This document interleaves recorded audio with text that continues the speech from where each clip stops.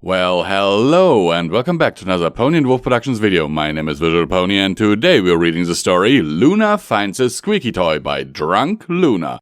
Oh, that already is a very amazing username with a story like that. Also, if you could just see the thumbnail for the story, it's a shark with horse legs. So, yeah, I kinda love this.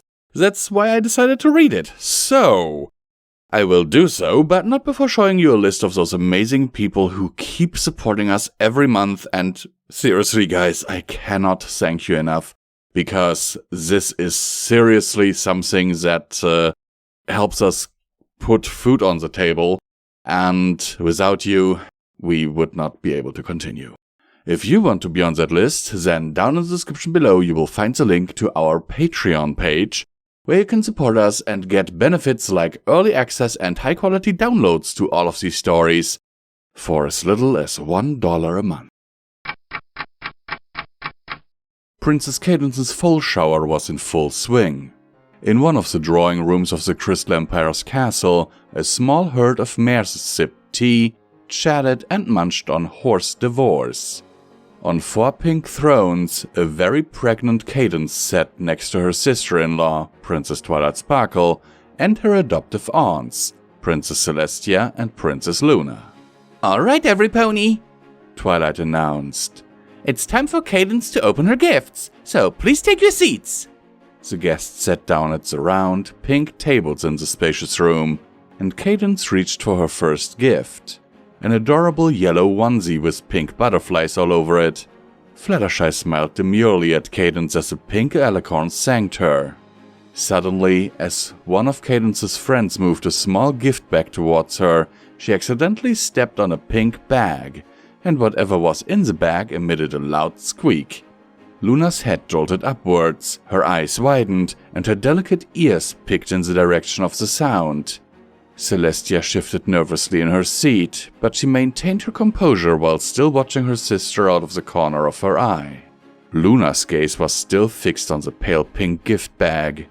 It was almost as if she was a lion, and the bag was a gazelle.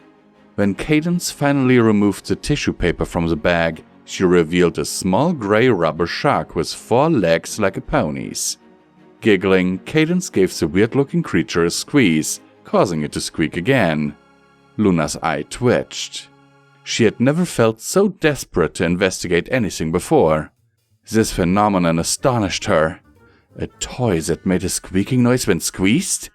Such an ingenious invention had been unimaginable 1,000 years earlier. Cadence thanked Celestia profusely for the toy, then put it aside. As Cadence moved on to her next gift, Luna crouched and slunk closer to the shark-pony hybrid, which was now perched on the mahogany coffee table, its soft, squeaky goodness just beyond her grasp. "Luna?" Startled by the sudden voice, Luna jumped, hitting her head on the sharp corner of the rectangular coffee table. As she looked over her shoulder, she noticed her sister eyeing the cupcakes on the table behind the couch. "Luna," Twilight repeated. Cadence is about to open your gift." "Ah, we certainly do not wish to miss that," Luna quipped, chuckling lightly and standing up so that she could smile at Cadence as the younger princess opened the gift bag, which contained a navy blue diaper bag decorated with the moon and stars. "Dost thou approve of thy gift?" Luna asked, cocking her head slightly. "It's adorable, Luna. Thank you so much," Cadence said with a genuine smile. Luna returned the smile, sitting still until every pony focused on Cadence's next gift. Now was her chance. The Princess of the Night leaned forward and charged her horn, levitating the toy so quickly that none of the other attendees noticed. She hastily excused herself to the powder room, closing the door to the drawing room behind her as she slipped out into the hallway. Luna knew she had to investigate this thing further. What if it was a security threat? She glanced into the toy's glassy eyes, searching for any indication of a hidden camera. What if some pony had attempted to use this plaything for foals as a means to infiltrate the castle? Worse, what if it was actually a bomb or a grenade?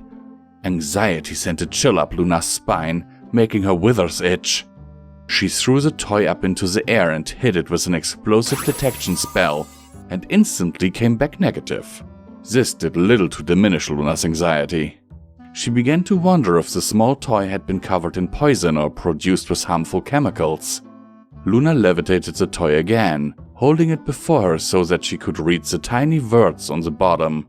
Made in China. The blue alicorn gasped in horror and chucked the shark into a detoxification chamber, where all potentially hazardous substances were removed from it. Then, Luna slowly squeezed the toy again, grinning at the squeaking sound it produced. She began to wonder if she could change the sound. After all, such a high-pitched squeak could become quite annoying if heard often. Cadence will be most grateful if we change this particular noise to something more pleasant, Luna thought. Maybe the toy could laugh, or even talk if Luna could find the right spell. The possibilities were endless. Luna created a small purple bubble that surrounded only herself and the toy. She magically disguised her voice, then recorded a message that the shark would say every time it was squeezed. Then she covered the toy with a spell that made it completely indestructible. Finally, Luna cast a spell that made it impossible for any pony but herself to alter the message. The shark had no settings and was not battery operated, so Cadence and Shining Armor would be forced to hear the shark's short proclamation over and over again. It would haunt their dreams. It would no doubt become a popular topic of conversation at family dinners for millennia to come.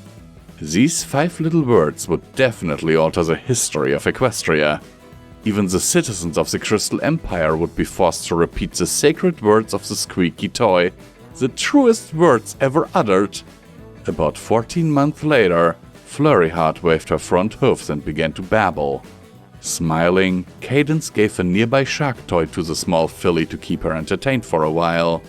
Flurry giggled excitedly, grabbing the toy and instantly starting to chew on it. Somehow she managed to squeeze the toy, which uttered 5 words. Cadence blinked, wondering if she had heard the toy correctly. Before Cadence could react, Flurry stood up and said her first words. Her attempt at the words so confidently stated by the toy that had been her favorite since the day she was born. Auntie Luna is best princess! Hello everyone and welcome back to Comment Time with Visual Pony. Yes, I am doing the comment time once again.